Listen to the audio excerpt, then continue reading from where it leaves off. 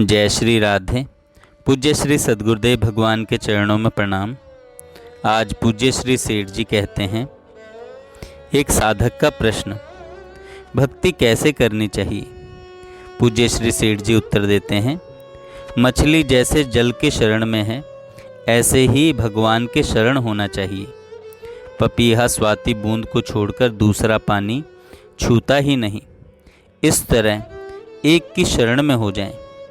पतिव्रता स्त्री जैसे पति के परायण रहती है, इसी तरह परमात्मा के हम परायण रहें। उदाहरण मिलता है बलि का।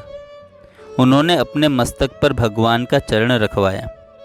बलि भगवान के शरण हो गए। उन्होंने अहमता ममता सब कुछ भगवान के समर्पण कर दी। जयंत त्रिलोकी में घुमाया, कहीं जगह नहीं मिली।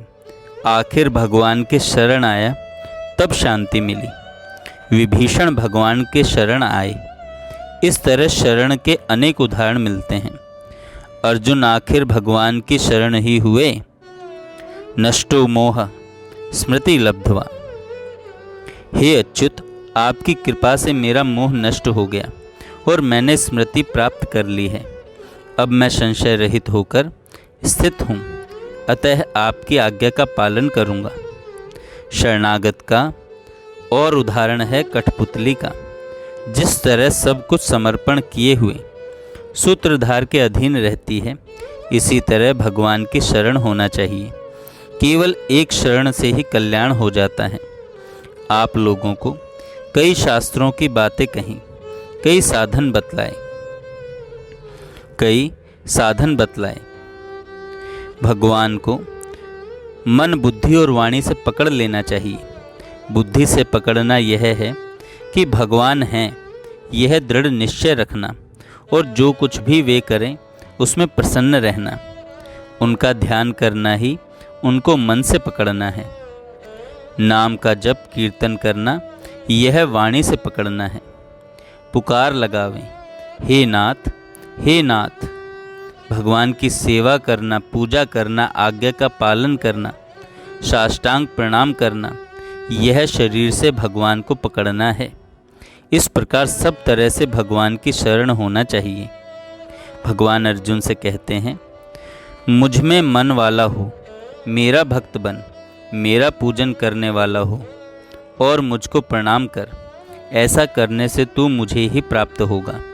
यह मैं तुझसे सत्य प्रतिज्ञा करता हूँ, क्योंकि तू मेरा अत्यंत प्रिय है।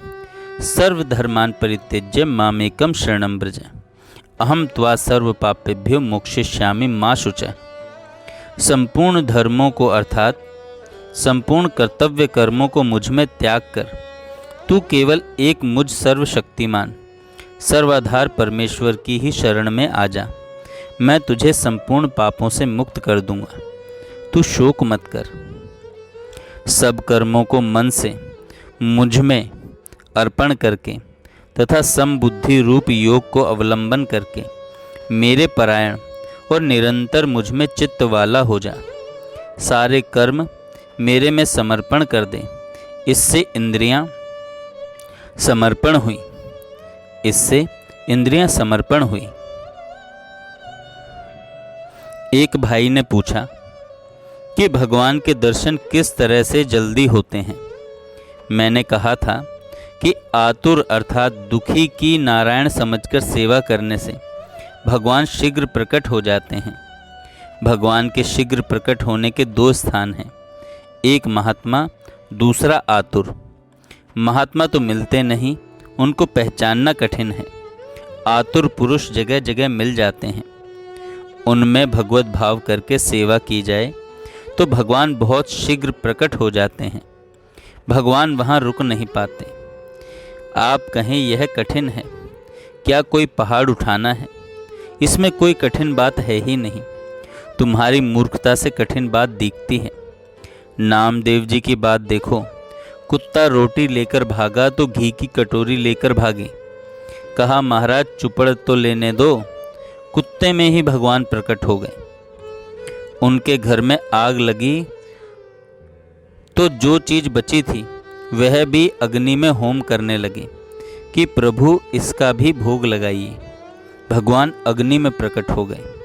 भगवान कैसे रुक सकते थे? एकनाथ जी महाराज रामेश्वर को जल चढ़ाने के लिए गंगोत्री से जल लेकर चले। जब 3/4 रास्ता तय हो गया था तो रास्ते में देखते हैं एक गधा प्यास से तड़प रहा है।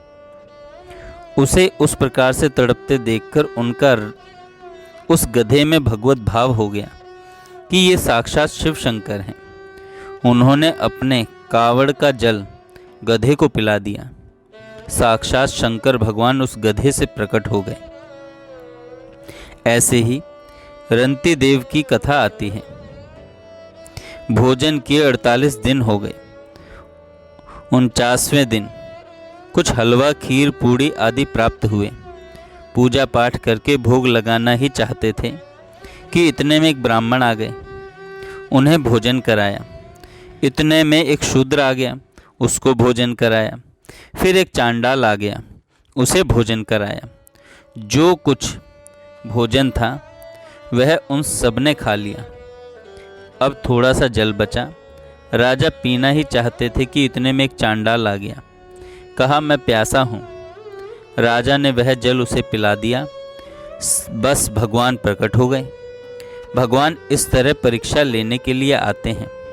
हमें सबको भगवान समझकर सबकी सेवा करनी चाहिए, सबको नमस्कार करना चाहिए। यह शास्त्रों का सिद्धांत है। गीता देखो, रामायण देखो, भागवत देखो, सबका यही सिद्धांत है कि सब में भगवत बुद्धि करनी चाहिए।